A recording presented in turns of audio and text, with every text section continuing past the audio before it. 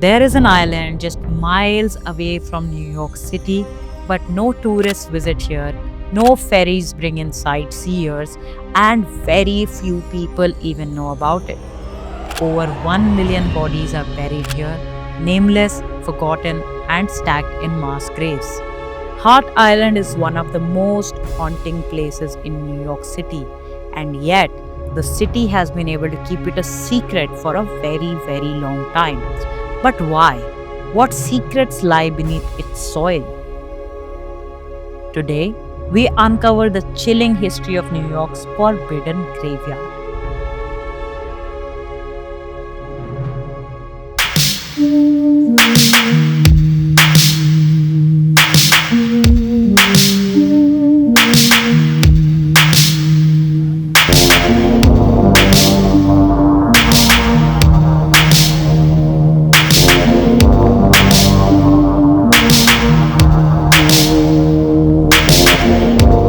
Hart Island isn't just a burial ground, it's a place for those that society abandoned. Unclaimed bodies, the homeless, stillborn infants, and even victims of various pandemics rest here in simple pine boxes. No funerals, no headstones, just a number to mark their place.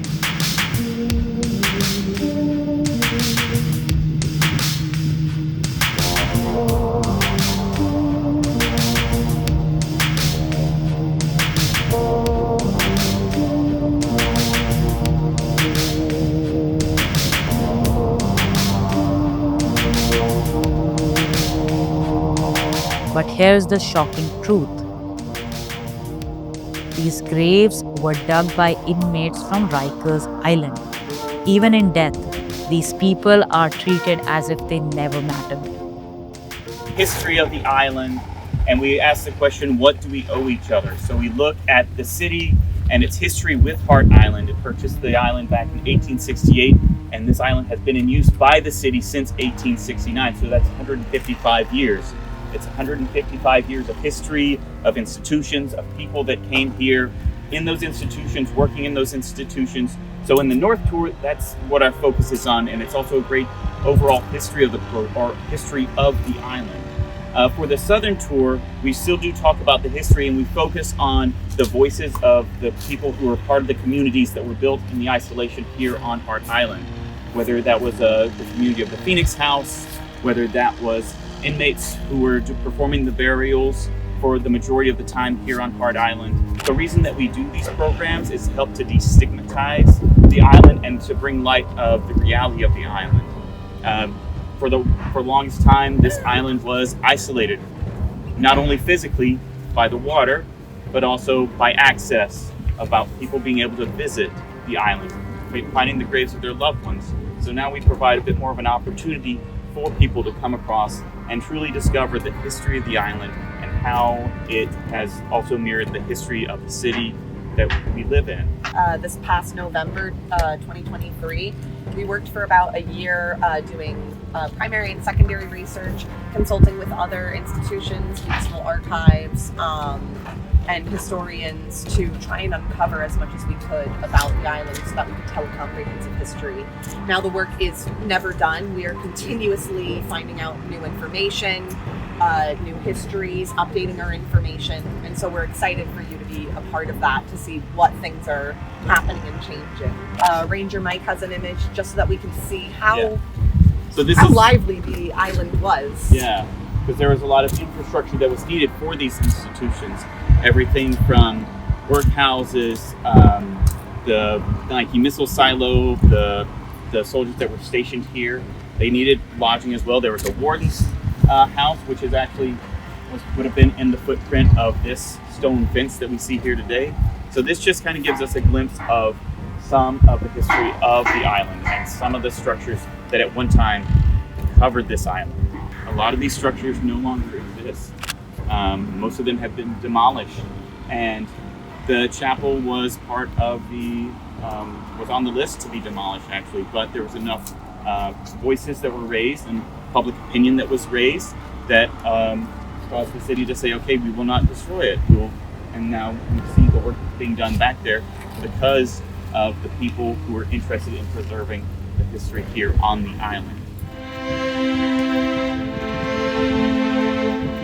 This island has been a mass burial site since the 1860s. Tens of thousands of bodies are buried in trenches, mostly 150 in each row, stacked 3 stories deep. The city calls it Potter's Field, a final resting place for those who had no one to claim them.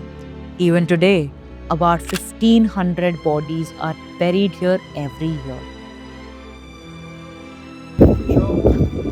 Unit. This group specifically here, we're all part of the Honor Guard unit. We were tasked with leading family visitations onto Hart Island when Parks took over from Department of Corrections. So I'm going to kind of walk you through what the visitation will look like. 9 Fordham Street. Normally at 9:30, we'll meet the families at the gate. We'll ask everybody to have their identifications out.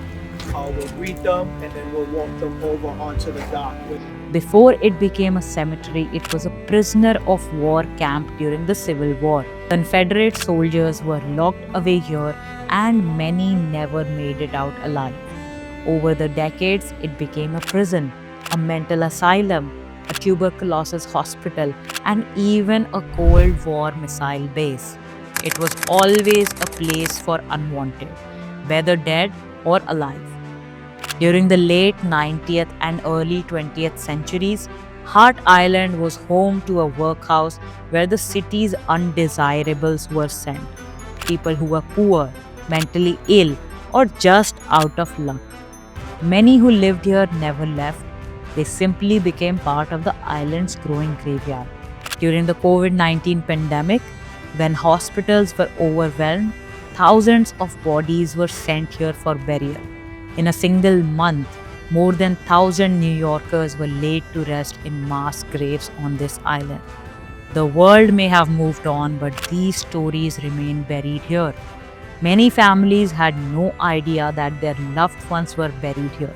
For years, the city did not make the records public, leaving families searching for answers. Imagine losing someone and never knowing where they are finally resting. For decades, Hart Island was strictly off limits. The city did not want people asking questions about the mass graves. Even grieving relatives were denied access. It wasn't until a few years ago that first visitors were allowed to set foot on the island, of course, under tight restrictions. Despite public pressure, access remains limited and the place is still stigmatized. Unlike regular cemeteries, Hart Island is controlled by different departments of the state government. Can you explain to me who these people are? Yeah, so these are colored troops or black troops in the Civil War. They were at this hospital. This individual here was in the 31st U.S. Colored Troops, so he would have trained here on Hart Island. And then he's at this hospital trying to recover from a wound that an infection that he got during. You can only visit if you provide that a relative is buried here. The question remains, why does this one part of the city remains hidden and stigmatized? Hart Island isn't just a collection of graves, it's a collection of stories. Each person buried here had a life, a history, and dreams that were never fulfilled. Some were war veterans who served their country, yet died with no one to claim them. Others were artists, musicians lost to addiction or hardship. One of the most famous people buried here is Bobby Driscoll, the original voice of Disney's Peter Pan. Once a Hollywood star, he was later abandoned by industry, struggled with drug addiction, and was found dead in an abandoned building. And he's not the only one. Hart Island is filled with unknown names, lost stories, and a history the city would rather forget. Today, activists are fighting to transform Hart Island into a place of remembrance. There are plans to turn it into a public memorial, allowing families and visitors to come here and pay their respects. But change is slow, and many still struggle to gain access. The fight for dignity, even in death, continues. So now I ask you, should places like Hart Island remain in the shadows, or should their stories be told? Let me know your thoughts in the comments.